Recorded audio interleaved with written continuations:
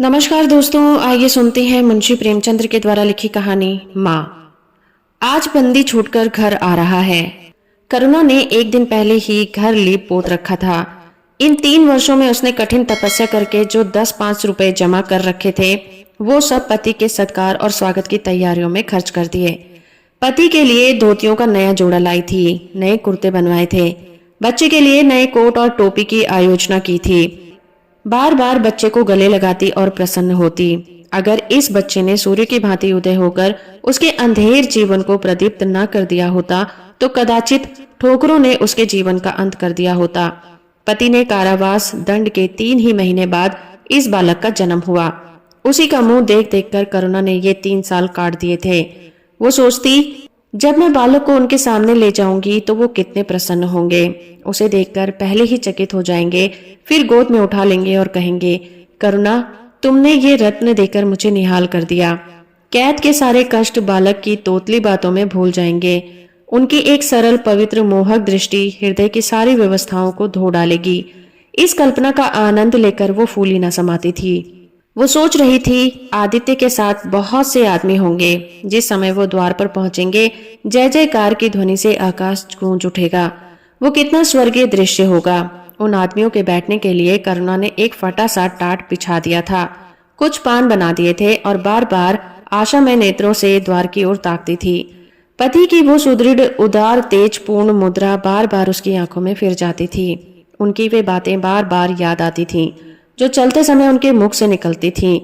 उनका वो धैर्य, वो आत्मबल जो पुलिस के प्रहारों के सामने भी अटल रहा था, वो मुस्कुराहट में जो उस समय भी उसके अंधेरों पर खेल रही थी, वो आत्माभिमान जो उस समय भी उसके मुख में टपक रहा था, क्या करुणा के हृदय से कभी विस्मृत हो सकता था? उसका स्मरण आते ही करुणा के निस्तेज मुख पर आत्मगौरव की लालिमा छा गई। यही वो अवलंब था जिसने इन 3 वर्षों की घोर यातनाओं में भी उसके हृदय को आश्वासन दिया था। कितनी ही राहें फाकों में गुजरी, बहुधा घर में दीपक जलने की नौबत भी न आती थी, पर दीनता के आंसू कभी उनकी आंखों से न गिरे। आज उन सारी विपत्तियों का अंत हो जाएगा। पति के प्रगाढ़ आलिंगन में वो सब कुछ हंसकर झेल लेगी। वो अनंत निधि पाकर फिर उसे कोई अभिलाषा न रहेगी। गगन पथ पर चिरगामी लपका हुआ विश्राम की ओर चला जाता था, जहां संध्या ने सुनहरा फर्श सजाया हुआ था और उज्जवल पुष्पों की सेज बिछा रखी थी। उसी समय करुणा को एक आदमी लाठी टेकता आता दिखाई दिया, मानो किसी जीर्ण मनुष्य की वेदना ध्वनि हो। पग पग पर रुककर खांसने लगता था। उसका सिर झुका हुआ था। करुणा उसका चेहरा न देख सकती थी, लेकिन चाल ढाल में कोई बूढ़ा आदमी मालूम होता था। वो एक क्षण में जब वो समीप आ गया तो करुणा पहचान गई, वो उसका प्यारा पति ही था। किंतु शोक, उसकी सूरत कितनी बदल गई थी। वो जवानी, वो तेज, वो चपलता, वो सुगठन सब प्रस्थान हो चुका था। केवल हड्डियों का एक ढांचा रह गया था। न कोई सगा, न साथी, न यार, न दोस्त। करुणा उसे पहचानते ही बाहर निकल आई, पर आलिंगन की कामना हृदय में दबकर ही रह गई। सारे मंसूबे धूल में मिल गए। सारा मनोल्लास आंसुओं के प्रवाह में बह गया, विलीन हो गया। आदित्य ने घर में कदम रखते ही मुस्कुराकर करुणा को देखा, पर उस मुस्कान में वेदना का एक संसार भरा हुआ था। करुणा ऐसी शिथिल हो गई मानो हृदय का स्पंदन रुक गया हो। वो फटी हुई आंखों से स्वामी की ओर टकटकी बांधे देख रही थी, मानो उसे अपनी आंखों पर भी विश्वास न आता हो। स्वागत या दुख का एक शब्द भी उसके मुंह से न निकला। बालक भी गोद पे बैठा हुआ सहमी आंखों से उस कंकाल को देख रहा था और माता की गोद में लिपटा जाता था। आखिर उसने कातर स्वर में कहा, ये तुम्हारी क्या दशा है, बिल्कुल पहचाने ही नहीं जाते।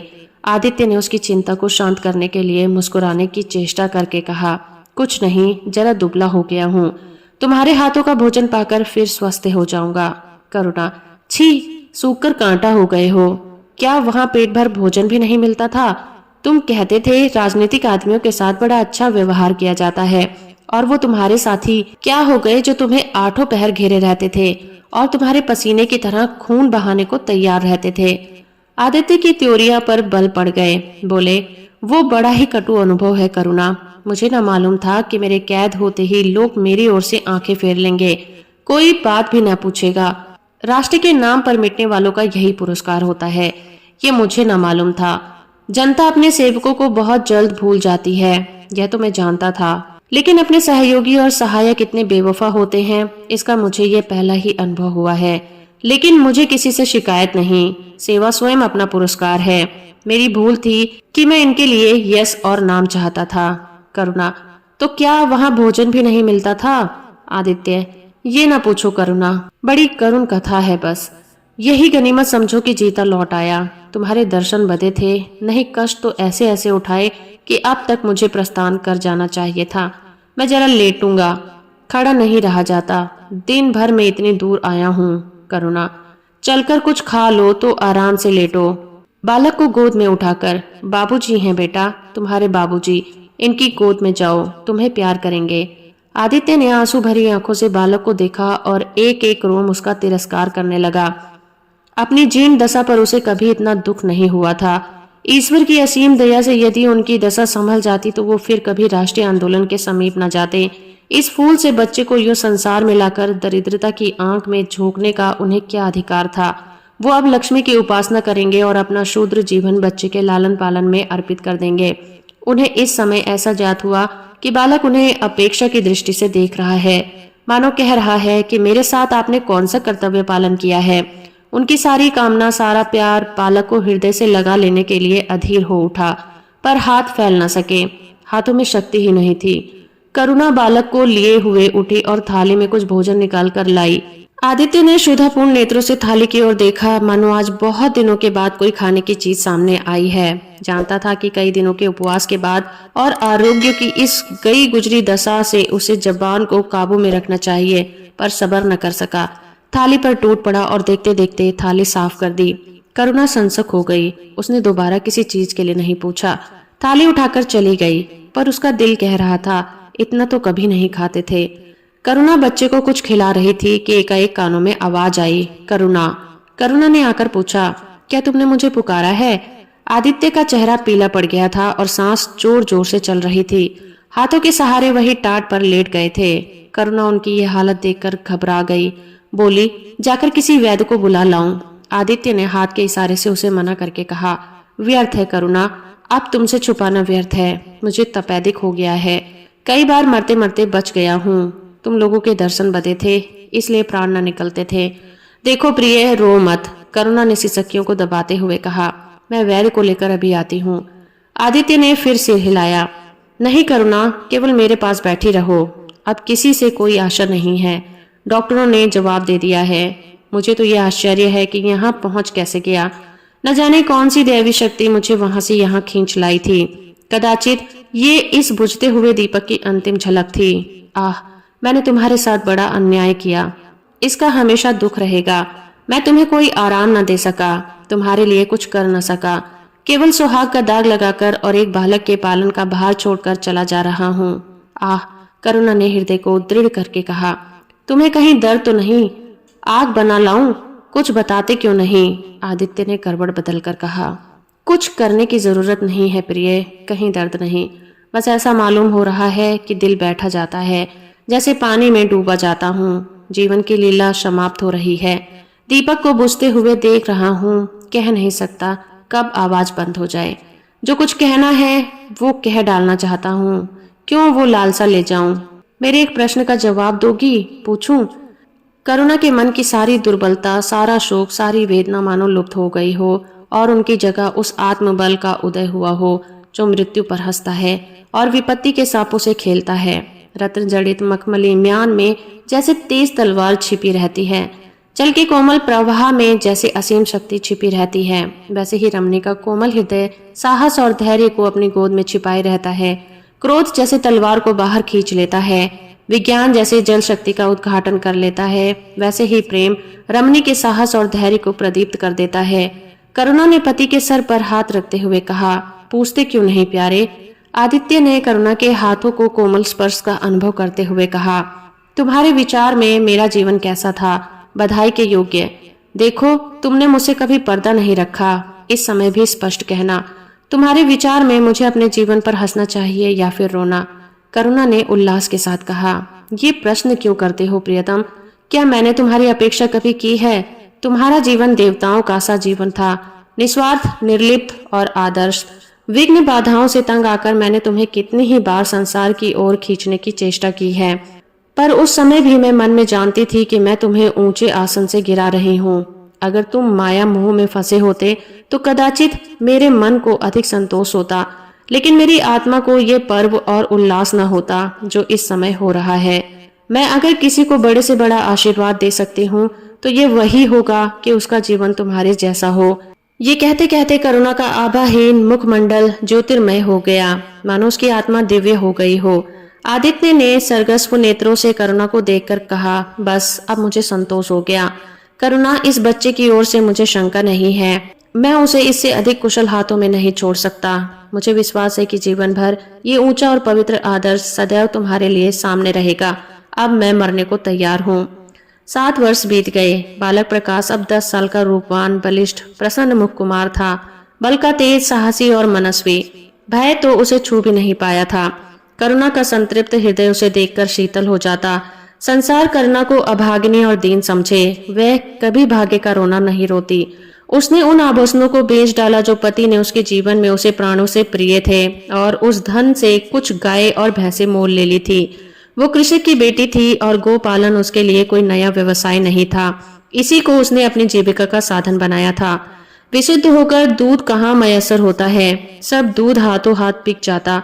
करुणा को पहर रात से पहर दिन तक कोई काम करना नहीं पड़ता था, पर वो प्रसन्न थी। उसके मुख पर निराशा या दीनता की छाया नहीं, संकल्प और साहस का तेज है। उसके एक एक अंग में आत्मगौरव की ज्योति सी निकल रही है। आंखों में एक दिव्य प्रकाश है, गंभीर, अथाह और असीम। सारी वेदनाएं, वैधव्य की शोक और विधि का निर्मम प्रहार, सब उस प्रकाश की गहराई में विलीन हो गया है। उसका आनंद, उसकी अभिलाषा, उसका संसार, उसका स्वर्ग, सब प्रकाश पर न्योछावर है। पर ये मजाल नहीं कि प्रकाश कोई शरारत करे और करुणा आंखें बंद कर ले। नहीं, वो उसके चरित्र की बड़ी कठोरता से देखभाल करती है। इस प्रकाश की माँ नहीं, माँ बाप दोनों है। उसके पुत्र स्नेह में माता की ममता के साथ पिता की कठोरता भी मिली हुई है। पति के अंतिम शब्द अभी तक उसके कानों में गूंज रहे हैं। वो आत्मोल्लास जो उसके चेहरे पर झलकने लगा था, वो गर्ममय लाली जो उनकी आंखों में छाई हुई थी, अभी तक उसकी आंखों में फिर रही है। निरंतर पति चिंतन में आदित्य को उसकी आंखों में प्रत्यक्ष कर दिया है। वो सदैव उनकी उपस्थिति का अनुभव किया करती है। उसे ऐसा जान पड़ता है कि आदित्य की आत्मा सदैव उसकी रक्षा करती रहती है। उसकी यही आर्थिक अभिलाषा है कि प्रकाश जवान होकर पिता का पथगामी हो। संध्या हो गई है। एक भिखारिन द्वार पर आकर भीख मांगने लगी। करुणा उस समय गौओं को पानी दे रही थी। प्रकाश बाहर खेल रहा था। बालक ही तो ठहरा, शरारत सूझी। घर में गया और कटोरे में थोड़ा सा भूसा लेकर बाहर निकला। भिखारी ने अब की झोली फैला दी। प्रकाश ने भूसा उसकी झोली में डाल दिया और जोर जोर से तालियां बजाता हुआ भागा। भिखारी ने अग्निमय नेत्रों से देखा और कहा, वाह रे लाडले, मुझसे हंसी करने चला है। यही माँ बाप ने सिखाया है, तब तो तू खूब कुल का नाम जगाओगे। करुणा उसकी बोली सुनकर बाहर निकल आई और पूछा, क्या है माता, किसे कह रही हो? भिखारी ने प्रकाश की ओर इशारा करके कहा, ये तुम्हारा लड़का है ना? देखो, कटोरे में भूसा भरकर मेरी झोली में डाल गया है, वह भी मिट्टी में मिल गया। कोई इस तरह दुखियों को सताता है? सबके दिन एक से एक नहीं रहते। आदमी में घमंड नहीं होना चाहिए। करुणा ने कठोर स्वर में पुकारा, प्रकाश। प्रकाश लज्जित न हुआ, अभिमान से सिर उठाए हुए आया और बोला, वह हमारे घर भीख क्यों मांगने आई है? कुछ काम क्यों नहीं करती? करुणा ने उसे समझाने की चेष्टा करके कहा, शर्म नहीं आती? उल्टे और आंख दिखाते हो। प्रकाश, शर्म क्यों आए? यह क्यों रोज भीख मांगने आती है? हमारे यहाँ क्या कोई चीज मुफ्त आती है? करुणा, तुम्हें कुछ ना देना था तो सीधे कह देते, जाओ। तुमने यह शरारत क्यों की? प्रकाश, उनकी आदत कैसे छूटती? करुणा ने बिगड़कर कहा, तुम अब पिटोगे मेरे हाथों से। प्रकाश, पिटूंगा क्यों? आप जबरदस्ती पीटेंगी। दूसरे मुल्कों में अगर कोई भीख मांगे तो कैद कर लिया जाए, ये नहीं कि उल्टे भिखमंगों को और शह दी जाए। करुणा, जो अपंग है वो कैसे काम करे? प्रकाश, तो जाकर डूब मरे, जिंदा क्यों रहती है? करुणा निरुत्तर हो गई। बुढ़िया को तो उसने आटा दाल देकर विदा किया, किंतु प्रकाश का कुकर्त उसके हृदय में फोड़े के समान टीसता रहा। उसने ये धृष्टता, ये अभिनय कहाँ सीखा? रात को भी उसे बार बार यही ख्याल सताता रहा। आधी रात के समीप एकाएक प्रकाश की नींद टूटी। लालटेन जल रही है और करुणा बैठी रो रही है। उठ बैठा और बोला, अम्मा अभी तुम सोई नहीं? करुणा ने मुंह फेर कर कहा, नींद नहीं आई, तुम कैसे जग गए? प्यास तो नहीं लगी?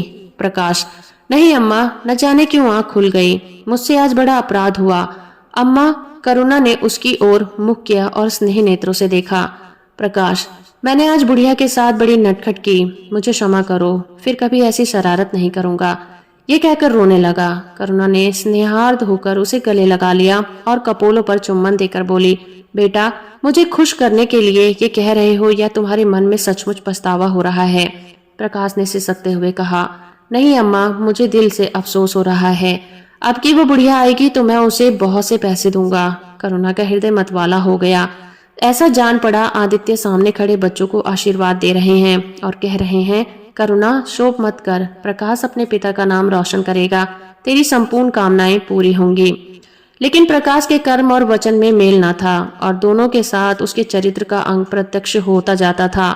जहीन था ही, विश्वविद्यालय में उसे वजीफे मिलते थे, करुणा भी उसकी यथेष्ट सहायता करती थी, फिर भी उसका खर्च पूरा न पड़ता था। वो मितव्ययता और सरल जीवन पर विद्वता से भरे हुए व्याख्यान दे सकता था, पर उसका रहन सहन फैशन और अंधभक्तों से जो भर घटकर न था।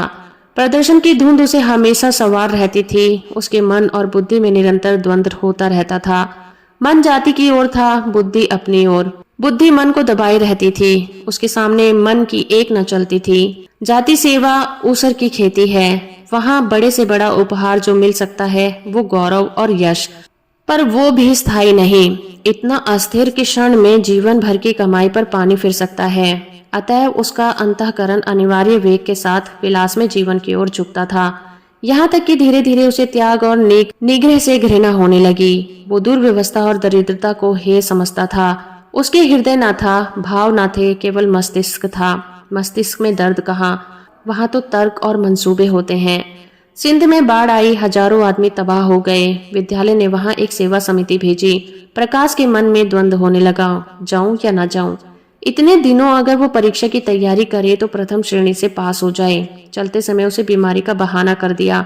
करुणा ने लिखा, तुम सिंध न गए, इसका मुझे दुख है। तुम बीमार रहते हुए भी वहां जा सकते थे। समिति में चिकित्सक भी तो थे। प्रकाश ने पत्र का उत्तर न दिया। उड़ीसा में अकाल पड़ा, प्रजा मक्खियों की तरह मरने लगी। कांग्रेसियों ने पीड़ितों के लिए एक मिशन तैयार किया। उन्हीं दिनों विश्वविद्यालय ने इतिहास के छात्रों को ऐतिहासिक खोज के लिए लंका भेजने का निश्चय किया। करुणा ने प्रकाश को लिखा, तुम उड़ीसा जाओ। किंतु प्रकाश लंका जाने को लालित था। वो कई दिन इसी दुविधा में रहा। अंत को सिलोन ने उड़ीसा पर विजय पाई। करुणा ने अब की उसे कुछ न लिखा, चुपचाप रोती रही। सिलोन से लौटकर प्रकाश छुट्टियों में घर गया। करुणा उसे खिंची खिंची रही। प्रकाश मन में लज्जित हुआ और संकल्प किया कि अब की कोई अवसर आया तो अम्मा को अवश्य प्रसन्न करूंगा। ये निश्चय करके वो विद्यालय लौट गया। लेकिन वहां आते ही फिर परीक्षा की फिक्र सवार हो गई। यहाँ तक कि परीक्षा के दिन आ गए, मगर इम्तिहान से फुर्सत पाकर भी प्रकाश घर नहीं गया। विद्यालय में एक अध्यापक कश्मीर सैर करने जा रहे थे। प्रकाश उन्हीं के साथ कश्मीर चल पड़ा। जब परीक्षा फल निकला तो प्रकाश प्रथम आया। तब उसे घर की याद आई। उसने तुरंत करुणा को पत्र लिखा और अपने आने की सूचना दी। माता को प्रसन्न करने के लिए उसने 2-4 शब्द जाति सेवा के विषय में भी लिखे। अब मैं अपनी आज्ञा का पालन करने को तैयार हूँ। मैंने शिक्षा संबंधी कार्य करने का निश्चय किया है। इसी विचार में मैंने एक विशिष्ट स्थान प्राप्त किया है। हमारे नेता भी तो विद्यार्थियों के आचार्य ही का सम्मान करते हैं। अभी तक इन उपाधियों के मोह से वो मुक्त नहीं हुए हैं। हमारे नेता भी योग्यता, सउत्सुक, लगन का उतना सम्मान नहीं करते जितना उपाधियों का। अब मेरी इज्जत करेंगे और जिम्मेदारी को काम सौंपेंगे, जो पहले मांगे भी न मिलता था। करुणा की आस फिर बंधी। विद्यालय खुलते ही प्रकाश के नाम रजिस्ट्रार का पत्र पहुंचा। उन्होंने प्रकाश का इंग्लैंड जाकर विद्याभ्यास करने के लिए सरकारी वजीफे की मंजूरी की सूचना दी थी। प्रकाश पत्र हाथ में लिए हर्ष से उन्माद होकर माँ से जाकर बोला, अम्मा, मुझे इंग्लैंड जाकर पढ़ने के लिए सरकारी वजीफा मिल गया है। करुणा ने उदासीन भाव से पूछा, तो तुम्हारा क्या इरादा है? प्रकाश, मेरा इरादा, ऐसा अवसर पाकर भला कौन छोड़ता है। करुणा, तुम तो स्वयं सेवक में भर्ती होने जा रहे थे। प्रकाश, तो आप समझती हैं स्वयं सेवक बन जाना ही जाति सेवा है? मैं इंग्लैंड से आकर भी तो सेवा कार्य कर सकता हूँ। और अम्मा, सच पूछो तो एक मजिस्ट्रेट अपने देश का जितना उपकार कर सकता है उतना 1000 स्वयं सेवक मिलकर भी नहीं कर सकते। मैं तो सिविल सर्विस की परीक्षा में बैठूंगा और मुझे विश्वास है कि सफल हो जाऊंगा। करुणा ने चकित होकर पूछा, तो क्या तुम मजिस्ट्रेट हो जाओगे? प्रकाश, सेवा भाव रखने वाला एक मजिस्ट्रेट कांग्रेस के 1000 सभापतियों से ज्यादा उपकार कर सकता है। अखबारों में उसकी लंबी लंबी तारीफें न छपेंगी, उसकी वक्तृताओं पर तालियां न बजेंगी, जनता उसके जुलूस की गाड़ी न खींचेगी और न विद्यालयों के छात्र उसे अभिनंदन पत्र देंगे, पर सच्ची सेवा मजिस्ट्रेट ही कर सकता है। करुणा ने आपत्ति के भाव से कहा, लेकिन यही मजिस्ट्रेट तो जाति के सेवकों को सजाएं देते हैं, उन पर गोलियां चलाते हैं। प्रकाश, अगर मजिस्ट्रेट के हृदय में परोपकार का भाव है तो वो नरमी से वही काम करता है जो दूसरे गोलियां चलाकर भी नहीं कर पाते।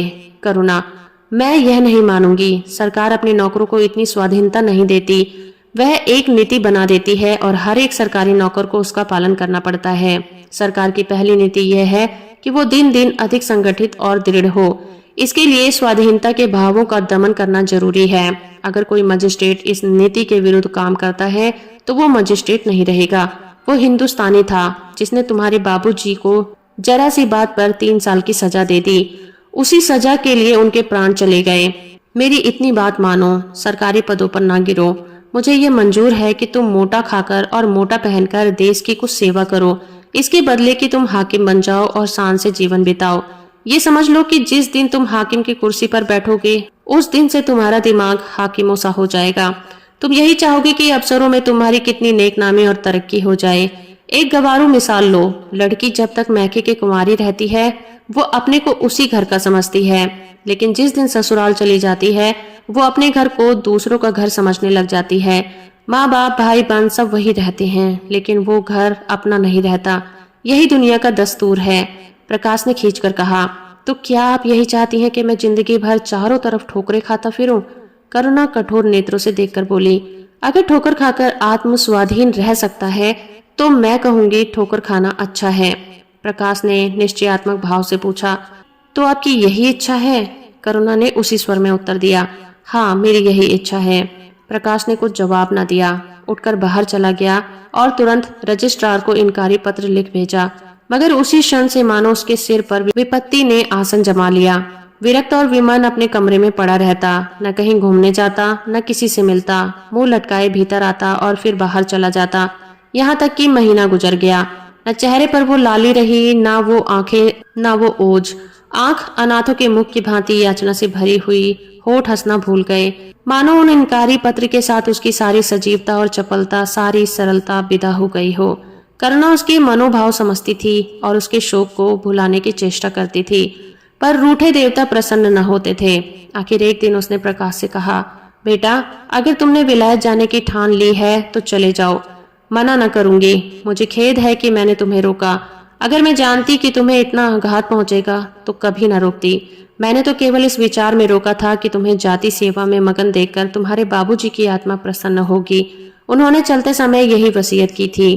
प्रकाश ने रुखाई से जवाब दिया, अब क्या जाऊंगा, इनकारी खत लिख चुका हूँ। मेरे लिए कोई अब इतना बैठा थोड़ी ही रहेगा, कोई दूसरा लड़का चुन लिया होगा और फिर करना ही क्या है। जब आपकी मर्जी है कि मैं गांव की खाक छानता फिरूं तो वही सही। करुणा का गर्व चूर चूर हो गया। इस अनुमति से उसने बाधा का काम लेना चाहा था, पर सफल न हुई। बोली, कोई नहीं, अभी कोई न चुना गया होगा, लिख दो, मैं जाने को तैयार हूँ। प्रकाश ने झुंझलाकर कहा, अब कुछ नहीं हो सकता, लोग हंसी उड़ाएंगे। मैंने तय कर लिया है कि जीवन को आपकी इच्छा के अनुकूल ही करूंगा। करुणा, तुमने अगर शुद्ध मन से यह इरादा किया होता तो यूं न रहते। तुम मुझ में सत्याग्रह कर रहे हो।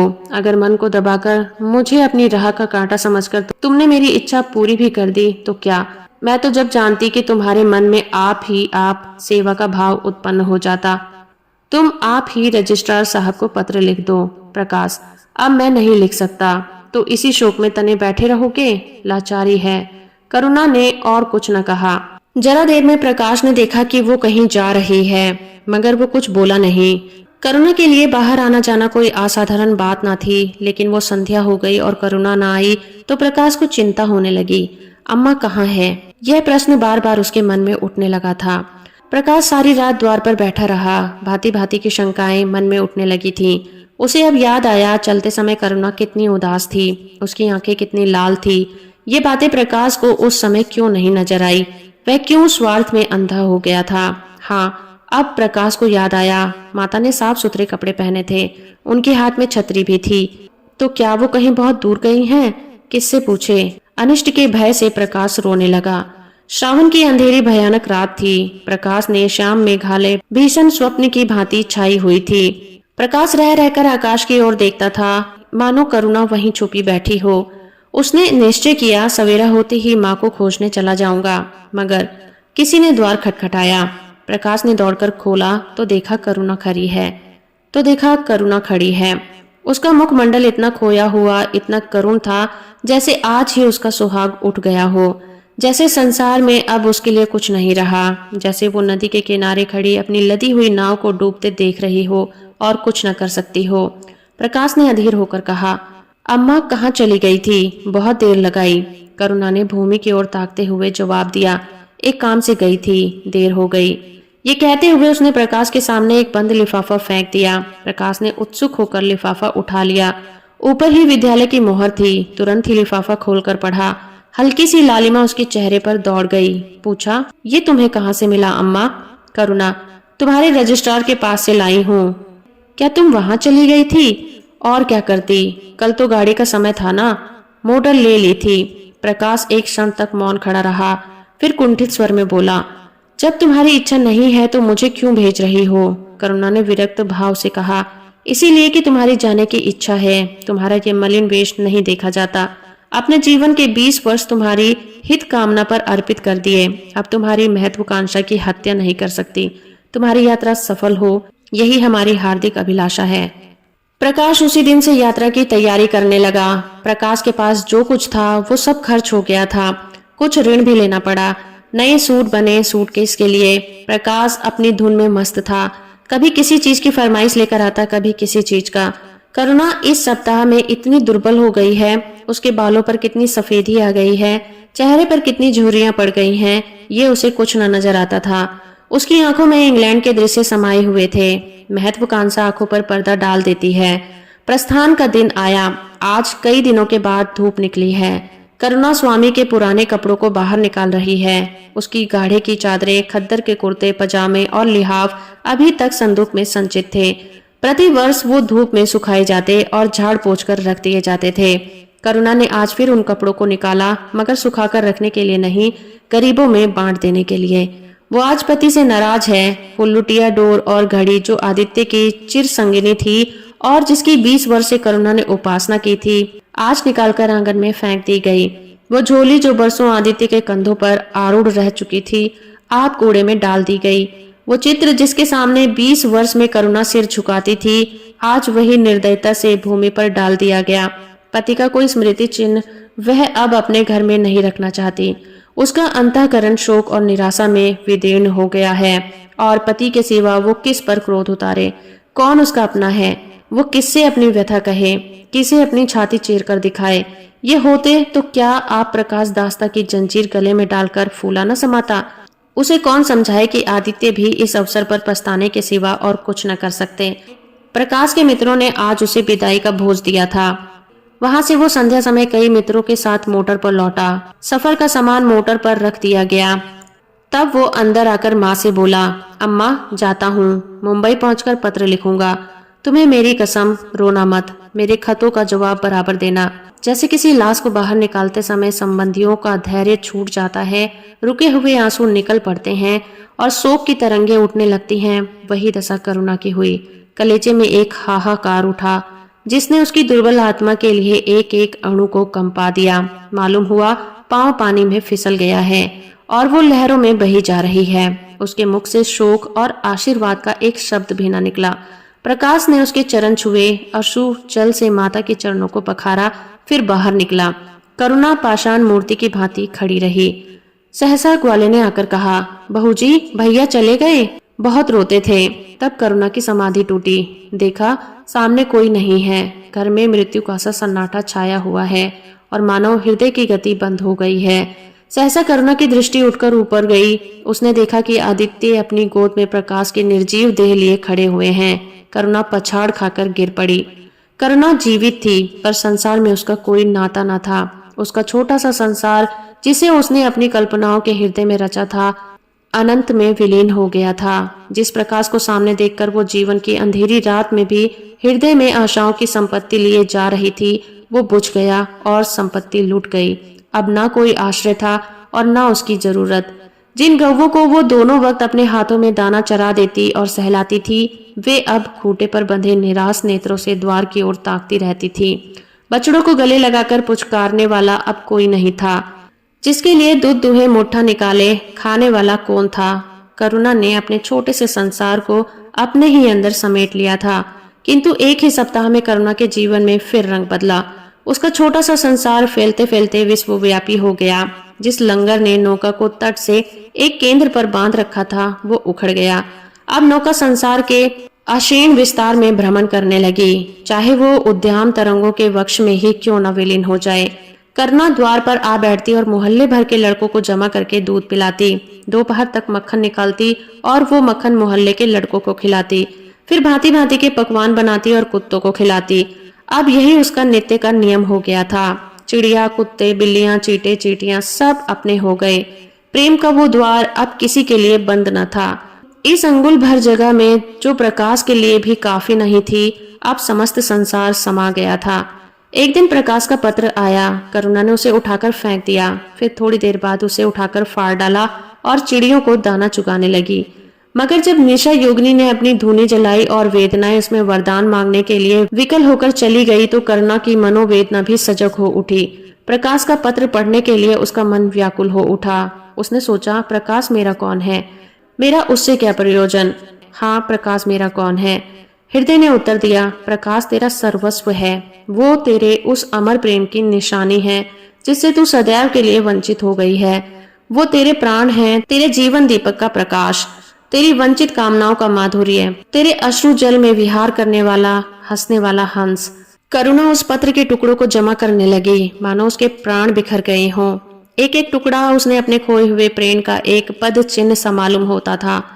जब सारे पुर्जे जमा हो गए तो करुणा दीपक के सामने बैठकर उन्हें जोड़ने लगी, जैसे कोई वियोगी हृदय प्रेम में टूटे हुए तारों को जोड़ रहा हो। हाय रे ममता, यह अभागिन सारी रात उन पुर्जों को जोड़ने में लगी रही। पत्र दोनों ओर लिखा था, इसलिए पुर्जों को ठीक स्थान पर रखना और भी कठिन था। कोई शब्द, कोई वाक्य बीच में गायब हो जाता, उस पर टुकड़े को वह फिर खोजने लगती। सारी रात बीत गई पर पत्र पूरा नहीं था। दिन चढ़ आया। मोहल्ले के लौंडे मक्खन और दूध की राह में एकत्र हो गए। कुत्तों और बिल्लियों का आगमन हुआ। चिड़िया आकर आंगन में फुदकने लगी। कोई ओखली पर बैठ, कोई तुलसी के चौतरे पर करुणा को सिर उठाने की भी फुर्सत नहीं थी। दोपहर हुआ, करुणा ने सिर उठाया। न भूख थी न प्यास। फिर संध्या हो गई, पर वो पत्र अभी तक अधूरा था। पत्र का आशय समझ में आ रहा था। प्रकाश का जहाज कहीं से कहीं जा रहा है। उसके हृदय में कुछ उठा हुआ है। क्या उठा हुआ है, करुणा न सोच सकी। करुणा पुत्र की लेखनी से निकलने हुए एक एक शब्द को पढ़ना और उसके हृदय पर अंकित कर लेना चाहती थी। इस भांति 3 दिन गुजर गए। संध्या हो गई थी। 3 दिन की जागी आंखें जरा झपक गई। करुणा ने देखा एक लंबा चौड़ा कमरा है।